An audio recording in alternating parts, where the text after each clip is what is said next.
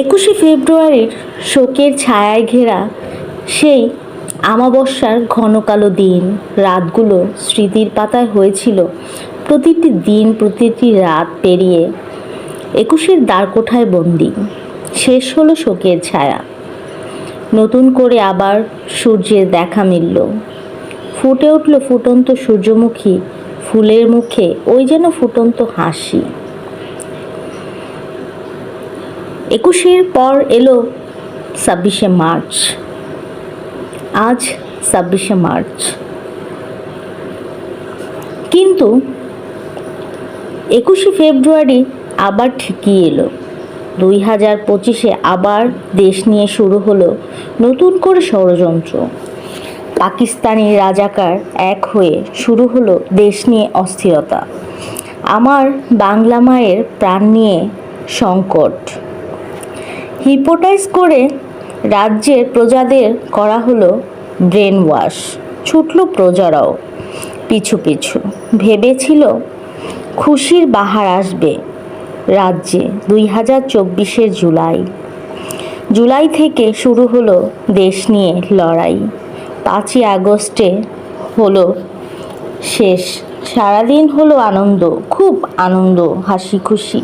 ঈদের থেকেও বেশি খুশি ছিলাম আমরা। রাজাকার আলবদরের হলো জয়। দিন শেষে শুরু হলো রাত। রাত যখন শুরু হলো গোলাগুলির শব্দ। কেউ বলছে ভারতের তারা পালাচ্ছে। তার পরদিন থেকেই শুরু হলো একটার পর একটা। 5ই আগস্ট যেদিন দেশ স্বাধীন হলো, আমরা না খুব খুশি ছিলাম, সবাই খুব খুশি। সেদিন মনে হয়েছিল কি ঈদের থেকেও আমরা সবচাইতে বেশি খুশি। ঘর থেকে বেরিয়ে পড়লাম, ঢাক ঢোল ড্রাম কোথায় আছে। আইরে রাস্তার মধ্যে কত হাজারে হাজারে মানুষ, কত আনন্দ। দেখলাম অনেকগুলা বিএনপির সাপোর্টার, দল করে নেতাই হবে, তারা একসাথে দাঁড়িয়ে সমালোচনা করছে। আমরা আনন্দ শেষে চিন্তা করলাম, চিন্তা কি,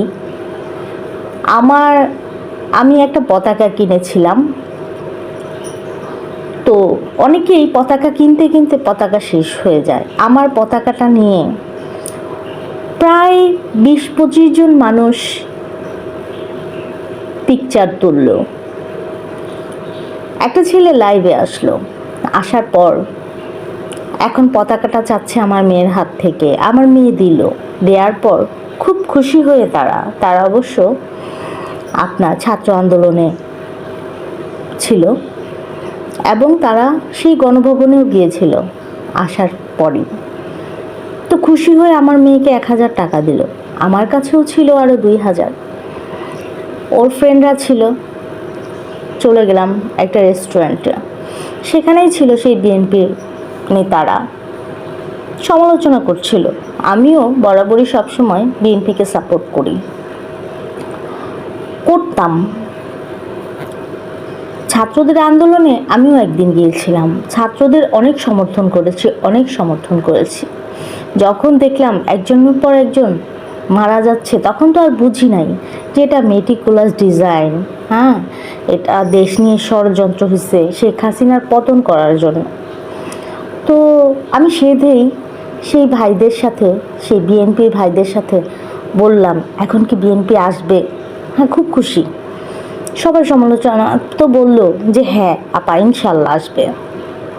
আমরা রেস্টুরেন্টে চলে গেলাম খেতে। খাওয়া দাওয়া শেষ হলো। তো রাত্রে তো গোলাগুলির শব্দ। পরের দিন সকালবেলা শুনতে পেলাম আমাদের এখানেই, আমরা যে রেস্টুরেন্টে খেতে গিয়েছিলাম সেখানে 3 জন মানুষের লাশ পড়ে আছে। তারপরে তুরাগ নদীতে ভেসে উঠছে 2 জন। তারপর আবার একটা খবর শুনলাম যে ফ্লাইওভারের নিচে মানুষ আওয়ামী লীগের নেতা ঝুলিয়ে রাখছে। তারপরের দিন আরেকটা ঘটনা শুনলাম, আওয়ামী লীগের এক নেতাকে গাড়ির মধ্যে আগুন ধরায় দিছে। তো এরকম আওয়ামী লীগের অনেক নেতাদের এইরকমভাবে মারা হলো। যখন দেখলাম যে আওয়ামী লীগের পরিবার, আওয়ামী লীগে যারা ছিল তারা হয়তো অপরাধী। হ্যাঁ, আওয়ামী লীগ কিন্তু একটাও রাস্তায় নামেনি। এই যে ছেলেদের ছাত্রদের আন্দোলন হলো, 2 দিন 2টা ভিডিও দেখেছিলাম, শুনেছিলাম। তো যাই হোক, তারা এমন কি অপরাধটাই সেদিন করেছিল, বা তারা কি যখন তারা এই দেশের প্রধানমন্ত্রী শেখ হাসিনা ছিল বা তাদের দলটা ছিল, হ্যাঁ, তখন কি এরকম মানুষের ঘরে আগুন জ্বালাই দিচ্ছে, মানুষকে মাইরা ফেলছে, জ্যান্ত মানুষকে পিটায় মারছে? আমি অন্তত শুনিনি। তো এরকম অনেক কিছু বিশ্লেষণ করলাম। তারপর থেকেই জুলাই আগস্ট থেকে আবার 21শে কালো রাত্রি আমরা আবার দেখলাম, কালো দিনগুলো আমরা আবার দেখলাম। মানুষ মরছে প্রতিনিয়ত, মানুষকে মাইরা ফেলতেছে, ছিনতাই, ডাকাতি, হ্যাঁ, দেশ নিয়ে আবারও কঠিন ষড়যন্ত্র, ধর্ষণ, শিশু বাচ্চাগুলো পর্যন্ত রেহাই নাই। তখন আমি চিন্তা করলাম যে আমরা আগেই ভালো ছিলাম। দেশে যে শাসনটা ছিল, আমরা সবাই নিরাপত্তায় ছিলাম। এখন আমরা নিরাপত্তাহীন ভুগছি, একটা শিশু বাচ্চা পর্যন্ত রেহাই পায় না। তখন থেকে ঠিক করলাম বিএনপির দলটাকে আর সমর্থন করব না। জামাত আমার কখনোই পছন্দ ছিল না। বিএনপির দলটাকে সমর্থন, হ্যাঁ, ভালোবাসি, দলটাকে ভালোবাসি, বাট দলের মানুষগুলো যেভাবে জায়গায় জায়গায় চাঁদাবাজি, ডাকাতি করছে, হ্যাঁ, মানুষের বাড়িঘর দখল করছে, হ্যাঁ, আর নতুন স্বাধীনতা, লাল স্বাধীনতা পাওয়ার পর দেশে যা যা ঘটেছে এই পর্যন্ত, সেই আবার পরে 21শে ফেব্রুয়ারি শেষ হয়ে আজ 26শে মার্চ শুরু হলো।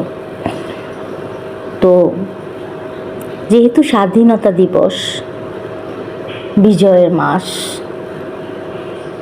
আবার কিছু নতুন প্রত্যাশা, নতুন আশা নিয়ে বুকে রাখলাম।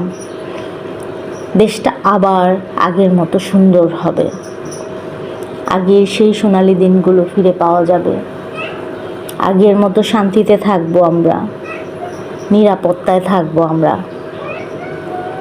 আমাদের পেছনে যা চলে গেছে তা তো আর কখনো ফিরে আসবে না, কিন্তু আমাদের সামনের দিনগুলো যেন অনেক অনেক সুন্দর হয়, অনেক অনেক ভালো হয়।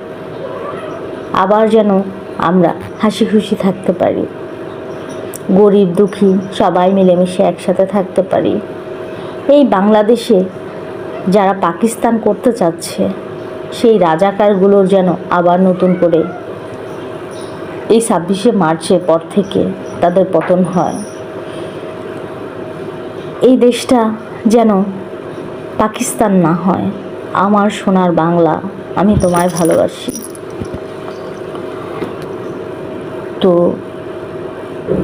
সবাইকে 26শে মার্চের শুভেচ্ছা রইল। আমরা সবাই দেখছি দেশে কি হচ্ছে না হচ্ছে, আমাদের এখনো সময় আছে। আমরা আগেই ভালো ছিলাম। আমাদের শেখ হাসিনা কঠোর, সেই কঠোর মানুষকেই আমাদের চাই। শেখ হাসিনাতেই আমাদের আস্থা। উনিই পারবে একমাত্র দেশটাকে সুন্দর করতে, স্বাধীন করতে। আসুন আমরা সবাই মিলে আবার আমাদের দেশের প্রধানমন্ত্রীকে ফিরিয়ে আনি, তাকে স্বাগতম জানাই।